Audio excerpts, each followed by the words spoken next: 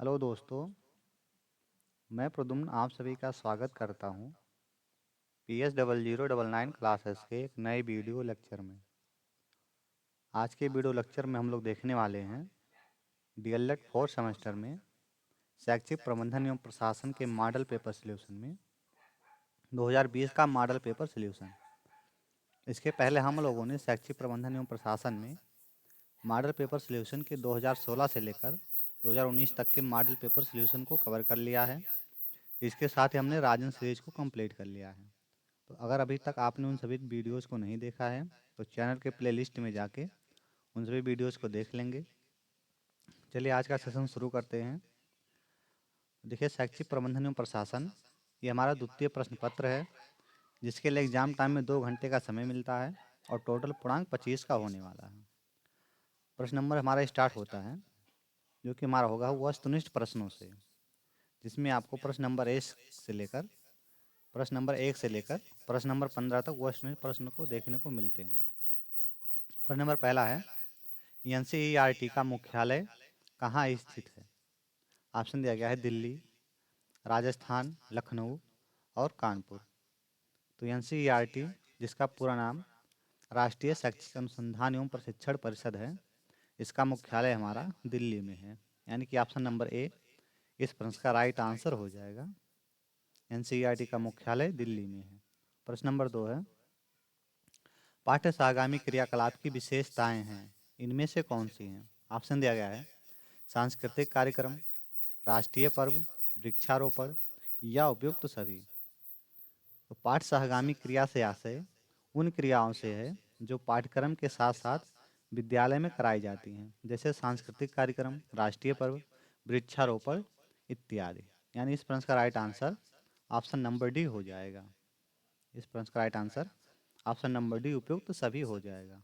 प्रश्न नंबर 3 है, मानवीय प्रबंधक के घटक हैं, इनमें से कौन से हैं जो मानवीय प्रबंधक के घटक हैं? ऑप्शन दिया गया है विद्यालय भवन, पुस्तकालय, फर्नीचर, शिक्षक, बच्चे और समुदाय। तो मानवीय प्रबंधन, तो मानवीय से तात्पर्य मानव से होता है, तो मानव आपका शिक्षक होता है, बच्चे और समुदाय। तो इस प्रश्न का right answer option number D हो जाएगा, शिक्षक, बच्चे और समुदाय। प्रश्न नंबर 4 दिया गया है, विद्यालय प्रबंधन में महत्वपूर्ण भूमिका होती है, किसकी होती है? ऑप्शन दिया गया है प्रधानाध्यापक की, शिक्षक की, बच्चों की या उपयुक्त सभी की। तो अगर हम देखें विद्यालय प्रबंधन में महत्वपूर्ण भूमिका जो होती है वो आपका प्रधानाध्यापक की होती है। इनकी जो है इनकी भूमिका विद्यालय के भीतर निर्देशन और समन्वय प्रदान करता है। तो इस प्रश्न का right answer option number A हो जाएगा, प्रधानाध्यापक। प्रश्न नंबर 5 है, जिला स्तर की सर्वोच्च अकादमिक संस्था है, जिला स्तर की सर्वोच्च अकादमिक संस्था कौन सी है? ऑप्शन दिया गया है डाइट, सीमैट, NCERT या VRC। तो अगर हम जिला स्तर पर देखें सर्वोच्च अकादमिक संस्था, तो हमारा होता है डाइट, जिसका पूरा नाम जिला शिक्षण एवं प्रशिक्षण संस्थान है। इस प्रश्न का right answer option number A हो जाएगा। प्रश्न नंबर 6 दिया गया है, समस्या समाधान का प्रमुख अंग है, इनमें से कौन सा है? ऑप्शन दिया गया है शिक्षण प्रक्रिया, निर्णय प्रक्रिया, अधिगम प्रक्रिया और अनुशासन प्रक्रिया। तो निर्णय प्रक्रिया का जो प्रमुख अंग है, सॉरी, समस्या समाधान का जो प्रमुख अंग है वो आपका है इनमें से निर्णय प्रक्रिया। ये हमारा है समस्या समाधान का प्रमुख अंग जो है वो निर्णय प्रक्रिया, यानी कि ऑप्शन नंबर बी जो है इस प्रश्न का राइट आंसर हो जाएगा। नेक्स्ट क्वेश्चन, क्वेश्चन नंबर 7 दिया गया है, राज्य हिंदी संस्थान कहाँ स्थित है? राज्य हिंदी संस्थान जो है ये कहाँ स्थित है? ऑप्शन दिया गया है प्रयागराज, लखनऊ, आगरा और वाराणसी। तो अगर हम राज्य हिंदी संस्थान की बात करें तो यह हमारा वाराणसी में स्थित है वाराणसी में, यानी कि ऑप्शन नंबर डी इस प्रश्न का राइट आंसर हो जाएगा। इसकी स्थापना की अगर बात करें तो इसकी स्थापना आपका होता है मार्च 1969, मार्च में 1969 में होता है इसका स्थापना।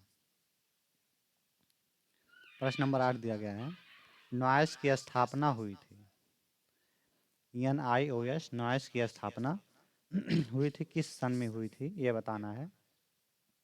ऑप्शन दिया गया है 1962, 63, 89 और 92। तो देखिए, राष्ट्रीय मुक्त विद्यालय शिक्षा संस्थान, ये नॉइस का फुल फॉर्म है। राष्ट्रीय मुक्त विद्यालय शिक्षा संस्थान, इसकी फुल फॉर्म है। इसकी स्थापना जो होती है मानव संसाधन विकास मंत्रालय, भारत सरकार द्वारा नवंबर भारत सरकार द्वारा नवंबर 1989 नवंबर 1989 ईस्वी में जो है एक स्वायत्त जो है संस्था के रूप में की गई थी। तो इस पर इसका right answer option number C हो जाएगा। प्रश्न नंबर 9 है, सूचना का अधिकार विधेयक जो है लोकसभा में कब लाया गया? सूचना का अधिकार विधेयक लोकसभा में कब लाया गया था? ऑप्शन दिया गया है दिसंबर 2004, दिसंबर 2005, दिसंबर 2003, दिसंबर 2006। तो सूचना का अधिकार विधेयक जो है ये लोकसभा में दिसंबर 2005 को लाया गया था। दिसंबर 2005 को लाया गया था, जो कि हमारा ऑप्शन नंबर बी में दिया है। ये हो जाएगा इस प्रश्न का राइट आंसर। प्रश्न नंबर 10 दिया गया है, भारत की जो है प्रथम मनोविज्ञानशाला स्थित है। भारत की प्रथम मनोविज्ञानशाला कहाँ स्थित है? ऑप्शन है चेन्नई, प्रयागराज, लखनऊ या दिल्ली। तो भारत की प्रथम मनोविज्ञानशाला प्रयागराज में स्थित है। इसकी स्थापना जो है यूपी सरकार ने सन 1947 में की थी। सन 1947 में की थी। तो इस प्रश्न का राइट आंसर हमारा ऑप्शन नंबर बी हो जाएगा, प्रयागराज, जिसको हम लोग पहले इलाहाबाद के नाम से जानते थे। प्रश्न नंबर 11 दिया गया है, बाल गणना पंजिका है, इनमें से कौन से? ऑप्शन दिया गया है विद्यालय अभिलेख, शैक्षिक अभिलेख, आर्थिक अभिलेख या सामाजिक अभिलेख। तो बाल गणना जो आपका है पंजिका है, एक विद्यालय अभिलेख में बाल गणना पंजिका किया जाता है। बाल गणना पंजिका विद्यालय अभिलेख में बाल गणना पंजिका किया जाता है। इस पंजिका में 3 वर्ष से 18 वर्ष तक की आयु के बच्चों का विवरण अंकित किया जाता है। 3 वर्ष से 18 वर्ष तक के बच्चों का जो है आयु का विवरण इसमें लिया जाता है। तो इस प्रश्न का राइट आंसर हमारा ऑप्शन नंबर ए हो जाएगा, विद्यालय अभिलेख। प्रश्न नंबर 12 दिया गया है, प्राकृतिक आपदाएं कितनी प्रकार की होती हैं? प्राकृतिक जो आपदाएं होती हैं ये कितने प्रकार की होती हैं? ऑप्शन दिया गया है 3, 2, 6 या 5। तो अगर हम प्राकृतिक आपदा की बात करें, प्राकृतिक आपदा जो हमारी होती हैं वो 5 प्रकार की होती हैं, यानी कि ऑप्शन नंबर डी हो जाएगा इस प्रश्न का right answer. Next question, question number 13 दिया गया है, समय सारणी से बचत होती है, किसकी होती है? ऑप्शन दिया गया है आय की, समय श्रम की, शिक्षण की या व्यय की। तो अगर हम समय सारणी से बचत देखें तो समय सारणी से जो आपका बचत होता है उससे आपका समय और श्रम की बचत होती है। समय श्रम की बचत होती है, यानी ऑप्शन नंबर बी इस प्रश्न का राइट आंसर हो जाएगा। क्वेश्चन नंबर 14 दिया गया है, साहित्यिक गतिविधि है, साहित्यिक गतिविधि इसमें से कौन सा है? ऑप्शन है कहानी, सॉरी नृत्य, कहानी लेखन, शैक्षिक भ्रमण, फिर आपका उच्चारण प्रतियोगिता। इनमें से कौन साहित्यिक गतिविधि है? तो देखिए, साहित्यिक गतिविधियों में आपका आता है निबंध, कविता, कहानियाँ, वाद विवाद चर्चाएं, प्रश्नोत्तरी, फिर आपका है सेमिनार और पुस्तकालय के कार्य जैसे गतिविधियाँ जो कि व्यक्ति की साक्षरता से संबंधित होती हैं। तो इस प्रश्न का right answer option number B हो जाएगा, साहित्यिक गतिविधियाँ कहानी लेखन है। प्रश्न नंबर 15 है, टीईटी का पूरा नाम, टीईटी जिसको हम लोग बोलते हैं टेट, इसका पूरा नाम क्या है? तो देखिए, ऑप्शन दिया गया है शिक्षक योग्यता परीक्षा, शिक्षक पात्रता परीक्षा, शिक्षक अभिवृत्ति परीक्षा और शिक्षक शिक्षण परीक्षा। तो टेट जिसका फुल फॉर्म होता है टीचर एलिजिबिलिटी टेस्ट होता है, जिसको हम लोग हिंदी में बोलते हैं शिक्षक पात्रता परीक्षा, शिक्षक पात्रता परीक्षा। तो इस प्रश्न का right answer option number B हो जाएगा। नेक्स्ट यहाँ से हमारा शुरू होता है अति लघुत्तरीय प्रश्न, जो कि प्रश्न नंबर 16 से प्रश्न नंबर 30 तक देखने को मिलते हैं। प्रश्न नंबर 16 दिया गया है, संस्थागत नियोजन का शाब्दिक अर्थ बताइए। संस्थागत नियोजन का शाब्दिक अर्थ क्या होता है? संस्थागत नियोजन जो है संस्थागत नियोजन जो है अर्थ होता है इसका, शिक्षा के क्षेत्र में जब कोई शैक्षिक संस्था अपने उद्देश्यों की पूर्ति जो है, उन्नति, विकास एवं सफल संचालन के लिए योजना बनाती है तो ये योजनाएं संस्थागत नियोजन कहलाती हैं। यानी नियोजन का अर्थ है शिक्षा के क्षेत्र में जब कोई शैक्षिक संस्थान अपने उद्देश्यों की पूर्ति, उन्नति, विकास एवं सफल संचालन के लिए योजना बनाती है तो ये योजना जो होती है संस्थागत योजना कहलाती है। इसका मुख्य अर्थ योजना बनाना होता है। उदाहरण के लिए खेल कूद प्रतियोगिता का आयोजन करना। उदाहरण के लिए खेल कूद प्रतियोगिता का जो है आयोजन करना। अब इसकी हम परिभाषा देखते हैं मनोवैज्ञानिकों के अनुसार।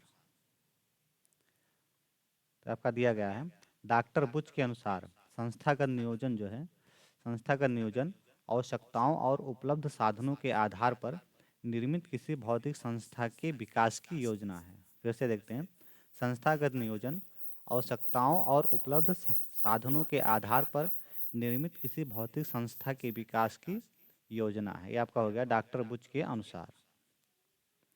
प्रश्न नंबर 17 दिया गया है समुदाय से आप क्या समझते हैं। समुदाय से आप क्या समझते हैं या समुदाय जो है क्या होता है। तो देखिए समुदाय का अर्थ है आपका है समुदाय का अर्थ तो समुदाय शब्द जो है वो लैटिन भाषा के कम प्लस म्यूनिस शब्द से बना है, जहाँ कम का अर्थ है टुगेदर अर्थात एक साथ तथा म्यूनिस का अर्थ है सर्विंग अर्थात सेवा करना। इस प्रकार समुदाय का अर्थ है एक साथ सेवा करना, व्यक्तियों का ऐसा समूह जिसमें परस्पर मिलकर सामान्य उद्देश्यों की प्राप्ति के लिए तथा सामान्य जीवन व्यतीत करने के लिए एक निश्चित स्थान पर रहते हैं। तो ये आपका हो गया समुदाय। अब देखते हैं मनोवैज्ञानिकों के अनुसार जो है समुदाय की परिभाषा। पहले आपके दिए गए हैं आकबर एवं निमकाप के अनुसार। इनके अनुसार आपका है एक सीमित क्षेत्र के अंदर रहने वाले सामाजिक जीवन के पूर्ण संगठन को जो है समुदाय कहा जाता है। एक सीमित क्षेत्र के अंदर रहने वाले सामाजिक जीवन के पूरे संगठन को समुदाय कहा जाता है। दूसरा आपका है मेजर के अनुसार तो वह समाज जो एक निश्चित भूभाग में रहता है समाज कहलाता है। जो एक निश्चित भूभाग में रहता है समाज कहलाता है। प्रश्न नंबर 18 दिया गया है अभिभावक शिक्षक संघ के 2 उद्देश्य बताइए। अभिभावक शिक्षक संघ के 2 उद्देश्य बताइए। तो पहला आपका दिया गया है शिक्षक एवं अभिभावक के मध्य परस्पर समझ का विकास करना, पहला उद्देश्य। दूसरा है शिक्षक एवं अभिभावक के परस्पर सहयोग से छात्रों की समस्याओं का समाधान निकालना, दूसरा उद्देश्य हो गया। तीसरा है विद्यालय की जो है शैक्षिक स्तर को उन्नति करना, ये हो गया तीसरा उद्देश्य। यह है इसका तीसरा उद्देश्य। नेक्स्ट क्वेश्चन देखते हैं। क्वेश्चन नंबर 19 दिया गया है विद्यालय के जो है मानव संसाधन कौन कौन से हैं। विद्यालय के मानव संसाधन कौन कौन से हैं। ऑप्शन दिया गया है विद्यालय के मानव संसाधन। तो देखिए विद्यालय के मानव संसाधन जो है विद्यालय प्रमुख जो है शिक्षक, गैर कर्मचारी, कार्यालय और सहायक कर्मचारी। विद्यालय के मानव संसाधन विद्यालय प्रमुख, शिक्षक, गैर शिक्षक कर्मचारी, कार्यालय और सहायक कर्मचारी। फिर आपका है शिष्य समुदाय इत्यादि किसी भी विद्यालय के लिए मानव संसाधन का निर्माण करते हैं। नेक्स्ट क्वेश्चन देखते हैं। क्वेश्चन नंबर 20 दिया गया है समय सारणी की परिभाषा लिखिए। समय सारणी की परिभाषा लिखिए या इसकी परिभाषा क्या होती है। तो देखते हैं समय सारणी की परिभाषा। समय सारणी जो है विद्यालय की जिस तालिका या चार्ट या योजना के अनुसार प्रतिदिन के निर्धारित समय को विभिन्न विषयों, क्रियाओं एवं कक्षाओं के मध्य प्रदर्शित किया जाता है समय सारणी कहलाती है। यानी विद्यालय की जिस तालिका, चार्ट या योजना के अनुसार प्रतिदिन के निर्धारित समय को विभिन्न विषयों, प्रक्रियाओं एवं जो है कक्षाओं के मध्य प्रदर्शित किया जाता है समय सारणी कहलाता है। समय सारणी के चार्ट हैं जो विद्यालय में किए जाने वाले, यानी समय सारणी वे चार्ट हैं जो विद्यालय में किए जाने वाले सभी क्रियाकलापों को दर्शाती है। तो ये आपका हो गया समय सारणी। प्रश्न नंबर 21 दिया गया है, वित्तीय प्रबंधन से आप क्या समझते हैं? वित्तीय प्रबंधन से आप क्या समझते हैं? तो देखिए, वित्तीय प्रबंधन परिवार को उपलब्ध सभी प्रकार की आय वित्त के अंतर्गत आती हैं। परिवार को उपलब्ध सभी प्रकार की आय जो होती हैं वे वित्त के अंतर्गत आती हैं, जिसमें वेतन, किराया, ब्याज, लाभांश, बोनस, सेवानिवृत्त लाभ तथा सभी प्रकार की आय का उपयोग करने की योजना बनाना, नियंत्रण तथा मूल्यांकन जो है ये वित्तीय प्रबंधन कहलाता है। ये आपका हो गया वित्तीय प्रबंधन। प्रश्न नंबर 22 है, प्राकृतिक आपदाओं के जो है नाम बताइए। प्राकृतिक आपदाओं के नाम बताइए, या कौन कौन सी प्राकृतिक आपदा होती हैं। देखिए, प्रकृति में घटित होने वाली ऐसी प्रक्रियाएं या ऐसी प्राकृतिक घटनाएं जिसके घटित होने के फलस्वरूप अधिक संख्या में मानव, जीव जंतु एवं प्राकृतिक संसाधनों का नुकसान होता है, प्राकृतिक आपदा कहलाती हैं। जैसे भूकंप, बाढ़, सूखा, भूस्खलन, सुनामी, चक्रवात इत्यादि। ये आपके हो गए सभी प्राकृतिक घटनाएं। प्रश्न नंबर 23 दिया गया है, शैक्षिक भ्रमण के दो महत्व बताइए। शैक्षिक भ्रमण के दो महत्व बताइए, या विद्यालय में शैक्षिक भ्रमण क्यों करवाया जाता है। देखिए, शैक्षिक भ्रमण जो होता है, हम इसमें क्या होता है, हम सारी चीज़ों को प्रत्यक्ष रूप से देखते हैं, जिससे ज्ञान अस्थायी होते हैं, साथ ही रसानुभूति की प्राप्ति होती है और नयन सुख की प्राप्ति होती है। शैक्षिक भ्रमण के दो महत्व, पहला आपका दिया गया है, शैक्षिक भ्रमण से छात्रों के ज्ञान में वृद्धि होती है। शैक्षिक भ्रमण द्वारा विद्यार्थी प्रकृति से प्रत्यक्ष रूप से जुड़ते हैं। जो विद्यार्थी होते हैं वो प्रकृति से जो है प्रत्यक्ष रूप से जुड़ते हैं। तीसरा है, शैक्षिक भ्रमण से छात्रों का दृष्टिकोण जो है विकसित होता है। छात्रों का दृष्टिकोण विकसित होता है। नेक्स्ट क्वेश्चन की तरफ मूव करेंगे। क्वेश्चन नंबर 24 दिया गया है, विद्यालय का हृदय जो है किसे कहा जाता है। विद्यालय का हृदय किसे कहा जाता है। तो विद्यालय के हृदय की बात करें तो जो पुस्तकालय होता है उसको हम लोग विद्यालय का हृदय कहते हैं। पुस्तकालय को विद्यालय का हृदय कहा जाता है। किसी भी विद्यालय में पुस्तकालय एक ऐसी जगह होती है जहाँ पर आकर छात्र छात्राएं विभिन्न तरह के अनुभव, समस्याओं तथा अपने प्रश्नों के समाधान पाते हैं।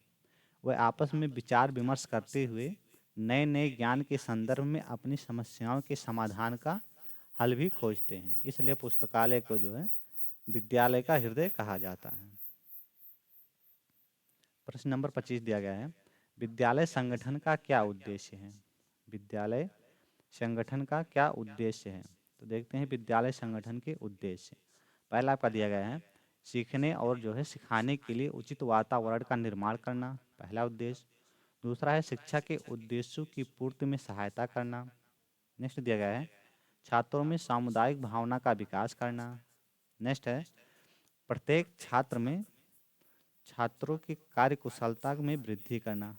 प्रत्येक छात्र के जो है कार्य कुशलता में जो है वृद्धि करना। नेक्स्ट दिया गया है, छात्रों में सहयोगात्मक ढंग से कार्य करने की आदत विकसित करना। तो ये आपका हो गया विद्यालय संगठन के उद्देश्य। नेक्स्ट क्वेश्चन है, लर्निंग कार्नर से आप क्या समझते हैं, या लर्निंग कार्नर क्या होता है। देखिए, लर्निंग कार्नर विद्यालय का वह कोना होता है। लर्निंग कार्नर विद्यालय का जो है वह कोना जहाँ शिक्षण अधिगम सामग्री का संग्रह होता है। लर्निंग कार्नर में रखी सामग्री को बच्चे उपयोग, देख व स्पर्श करके सीखते हैं। इसमें सभी सामग्री व्यवस्थित एवं जो है क्रमानुसार रखी जाती हैं, जिससे अधिगम में सहायता प्रदान होती है। लर्निंग कार्नर जो होता है पाठ्य पुस्तकों, कार्य पुस्तिकाओं, कहानियों का संग्रह होता है। लर्निंग कार्नर में पाठ्य पुस्तकों का, कार्य पुस्तिकाओं और कहानियों का संग्रह होता है। इनसे छात्रों के ज्ञान में वृद्धि होती है। इनसे छात्रों के ज्ञान में वृद्धि होती है। ये आपका हो गया लर्निंग कार्नर का उद्देश्य। फिर आपका है, मीना मंच का क्या उद्देश्य है। मीना मंच का क्या उद्देश्य है। तो देखिए, मीना मंच का उद्देश्य जो है बालिकाओं को आगे बढ़ाने के लिए विद्यालयों में जो है यथोचित एवं विशेष अवसर देना, यथोचित एवं विशेष अवसर देना, जिससे उनमें जो है आत्मविश्वास बढ़े।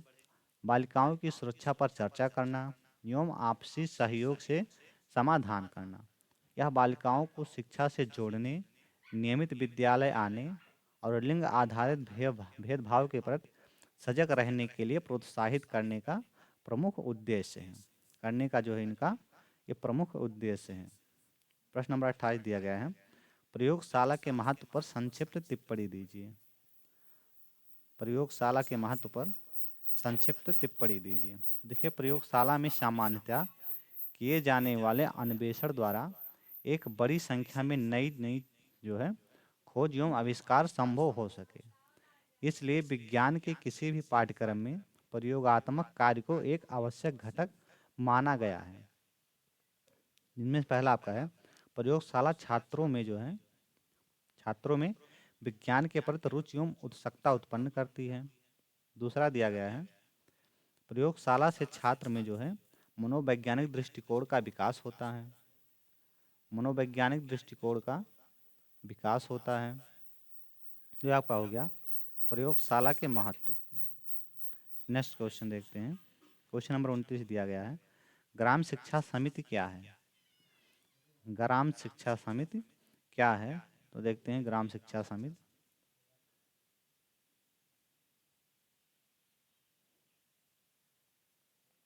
ग्राम शिक्षा समिति जो है इस कमेटी का गठन वर्ष 1972 इस कमेटी का गठन वर्ष 1972 का जो है संशोधन वर्ष 1975 में करके किया गया था। यानी कि ग्राम शिक्षा समिति जो है इस कमेटी का गठन वर्ष 1972 का संशोधन वर्ष 1975 में कर दिया गया।